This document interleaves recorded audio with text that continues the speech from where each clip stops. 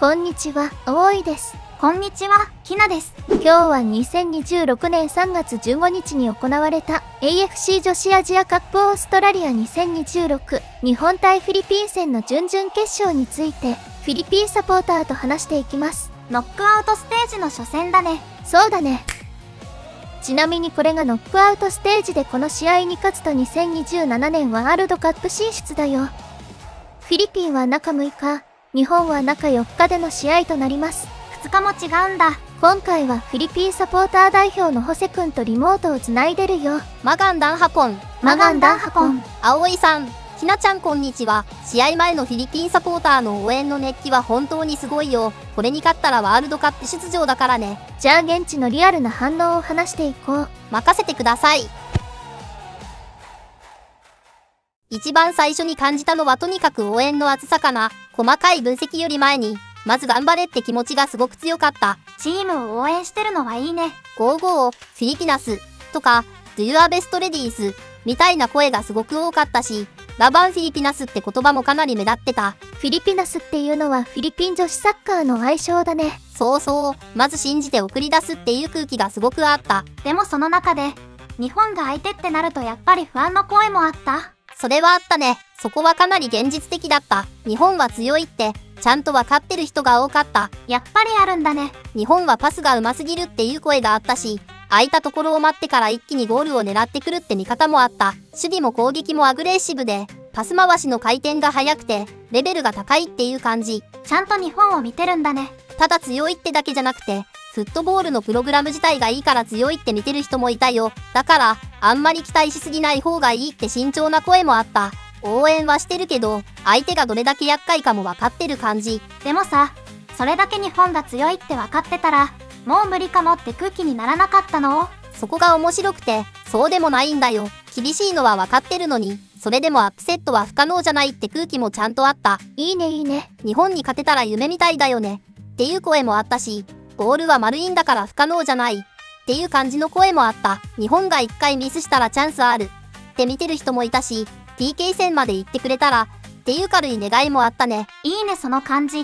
現実は見てるけど夢は捨ててない。まさにそれ。普通に考えたら日本優勢だけど、ゼロじゃないって信じたい気持ちはかなりあった。でもそういう前向きな空気がある一方で、最初から弱気な声もあったわけでしょ？あったあった。だからこそ、まだ試合始まってないのにもう諦めるの早すぎるでしょ。って反応も出てた。サポーター同士でも温度差はあったんだ。まだ始まってないのにもう降参するのかよ。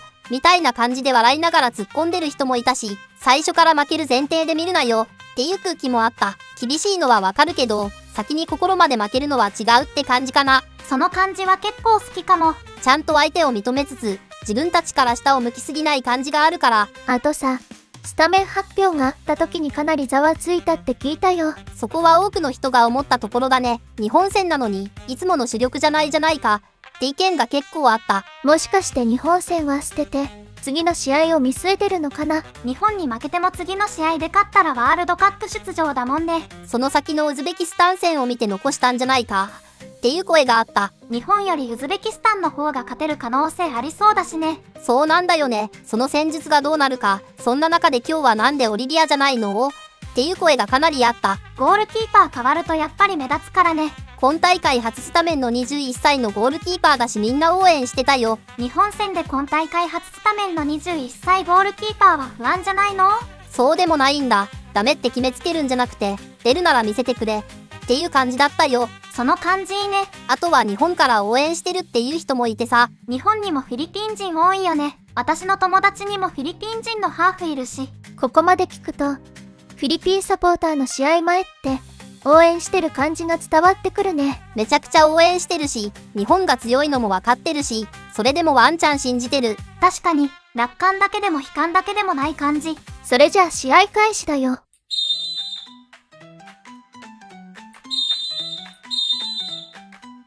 前半が終了して、2対0で日本がリード。田中選手の今大会初ゴールもあったね。みんなが点を取りたいって気持ちが出てた先制点だったね。ホセ君、前半終わった時点のフィリピンサポーターの空気ってどんな感じだったの？結構はっきりしてて、まず日本強っていう空気はかなり出てた。でもその中で、ニーナ・メオロへの評価がすごく高かった。21歳のゴールキーパーだね。そう、もう日本対メオロみたいだった。っていう人もいたし、メオロがめちゃくちゃ集中してた。って声もあった。セーブも本当に良かった。ってかなり言われてたよ。確かにいいセーブしてたよね。そうだね。フィリピンのゴールキーパーすごい。さすがに疲れてきたけどそれでもまだ戦ってるって感じの見方もあったし、かなり踏ん張ってるって受け止められてた。決まってもいいシュートあったもんね。しかも、日本は45分までは無得点だった。アディショナルタイムに入るまでは耐えてたっていう見方もあって、守備はちゃんとやれてたって受け取ってる人もいた。アディショナルタイムに2点取られたっていうのはフィリピンにとっては痛かったね。そうなんだけど、日本はランキングでも上なんだから、守備よくやってた。っていう声もあった。日本については何か言われてるの？かなり驚いてたね。日本の動き、身のこなしもプレーもすごいっていう反応があった。ゴールスキルやばいって言ってる人もいたよ。海外クラブでいつもやってる選手ばかりだし、日本の選手はすごいよね。ただこで上手いだけじゃなくて、みんな繋がってる感じに見えるんだよね。でも、日本の強さには圧倒されてるけど、こっちも誇りはある。って空気だった。誇りっていいね。実際、もう点取れる希望がないとしても、それでもプライドを持って戦おう。っていう声もあったんだよね。だから完全に折れてる感じではなかった。厳しいけど、最後まで気持ちは切らさないってことだね。でも、ここから取り返そう。って感じの空気もあった。まだ前半終わっただけだもんね。日本は世界でもトップクラスだから、まだまだ差がある。ってかなり現実的に言ってる人もいた。前半のスタッツはこんな感じだったもんね。シュート24本にボール支配率 87%。これが前半ってすごい。でもこんなに圧倒されててもフィリピンもファールは1なのが素敵だね。日本の強さをもう感覚じゃなくて、数字としても見せつけられちゃったね。でも点差はまだ2点だよ。苦しいけど、ちゃんと見て、ちゃんと褒めて、ちゃんと応援してるよみんな。じゃあ試合終了まで行くね。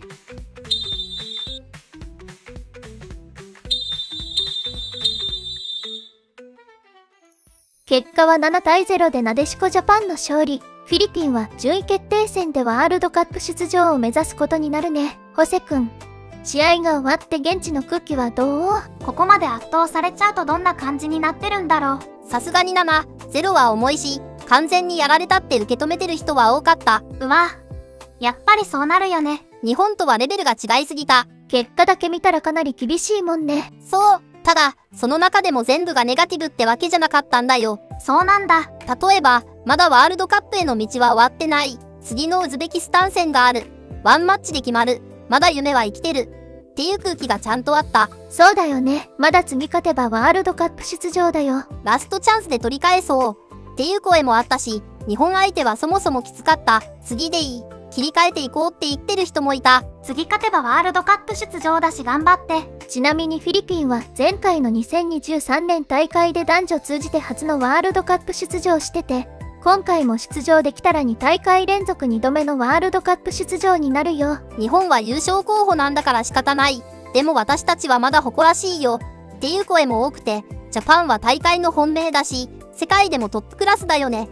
って認めてる人もかなりいた。日本は強いし、この試合も全然違ったよね。ジャパンはテクニカルで、中盤がこの大会でも一番強いんじゃないか。あれじゃ負けるのは想像しにくいっていう声もあったし、優勝するのは日本だと思うってみんな言っていたよ。日本が褒められるのは嬉しいね。日本の相手は弱い国ばかりだから準決勝でやっと日本の実力がわかるんじゃないかっていう人もいたけど、日本が優勝候補の大本命って空気はかなり強いよ。フィリピン代表についてはどうだったの？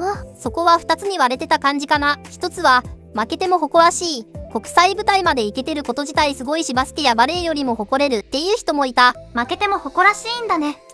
代表して戦ってくれてありがとう。っていう、かなり愛のある励ましがあった。もう一つは厳しい意見なの？そう、かなりシビアに見てる人もいた。ポゼッションもパスもひどかった。日本みたいな相手と本気で張り合うにはまだまだ遠い。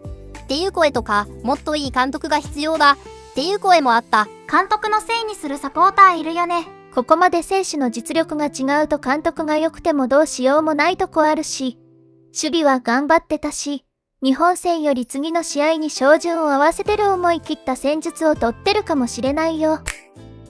これが試合のスタッツ。シュート44本。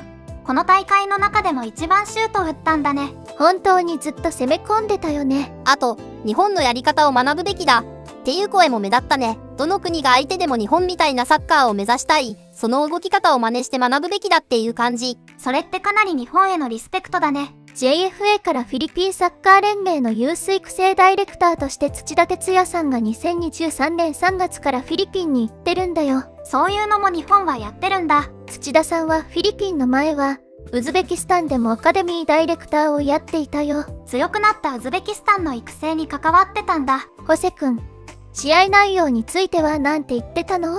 ずっとバスを止めてるだけで日本に自由に点を取らせてた。守るだけでずっと押し込まれてたって見えてた人は多かったと思う。フィリピンのシュート0本だったしね。そこまでボコボコにいってる中でもよく耐えた。もっと悪くなってもおかしくなかったっていう声もあったんだよ。確かに決定的なシーンを何本も止められたよね。あと、日本戦の結果って変則的な大会方式の影響もあるよねって言ってる人もいて、日本戦の時点でも次の試合を見てたんじゃないかっていう見方もあった。次の試合に全力になるって感じかな。そう、次のウズベキスタン戦の方が重要で、日本戦は消耗を抑える意識があったんじゃないかって。なるほどね。全部を1試合単体で見てるわけじゃないんだね。そうなんだ。だから、もう次に気持ちを切り替えてる人も多かったよ。まだ切符は残ってる。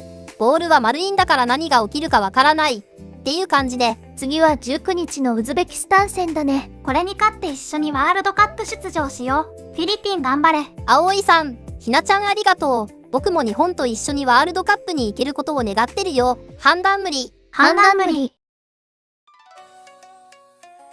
日本は16大会連続のベスト4だね。男子と女子で違うし、ワールドカップがかかったアジアカップとワールドカップ後のアジアカップでは違うって言われるかもしれないけど、男子は前回のアジアカップでここでイランに負けてるからね。それなのに女子は圧勝だね。それと前の試合の田中選手に続いて長谷川選手がこの試合で日本代表100試合目だったね。100試合目すごいよね。おめでとうございます。準々決勝でも関係なく圧倒的な試合だったね。準決勝は韓国と試合だ。韓国の今大会の試合結果を確認しておくと、グループリーグでイランに3対0で勝ち、フィリピンに3対0で勝ち、オーストラリアに3対3で1位でノックアウトステージ進出。1回戦のウズベキスタン戦は6対0で勝っているね。台湾は負けちゃったんだね。頑張ってたけど延長で0対2で負けちゃったね。というか日本のライバルって言われてた北朝鮮負けてるじゃん。北朝鮮が勝ってたらベスト4が東アジアになってたね。韓国戦はいつあるの？18日の18時キックオフ。日本も韓国も準々決勝したスタジアムだから移動はないね。日本の方が1日中日が少ないんだよね。そうなんだよね。でも日本は選手をうまく入れ替えて試合してるから大丈夫だよね。そうなんだけど韓国も 7,8 人メンバーを入れ替えながら試合をしてるみたいだね。韓国もそこはうまくやってるんだ。勝てるかな？今までみたいに簡単な試合にはならなさそうだけど、勝てると信じてるよ。ちなみに去年の7月に試合した国内組中心の E1 で日本と韓国は1対1だったよ。どれくらいメンバー違うの？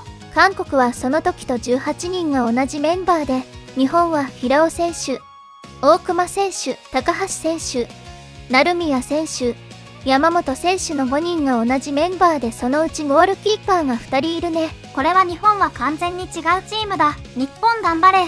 ご視聴ありがとうございました。皆さん韓国戦は何対何になると思いますか？コメントに予想書いていってくださいね。ご視聴ありがとうございました。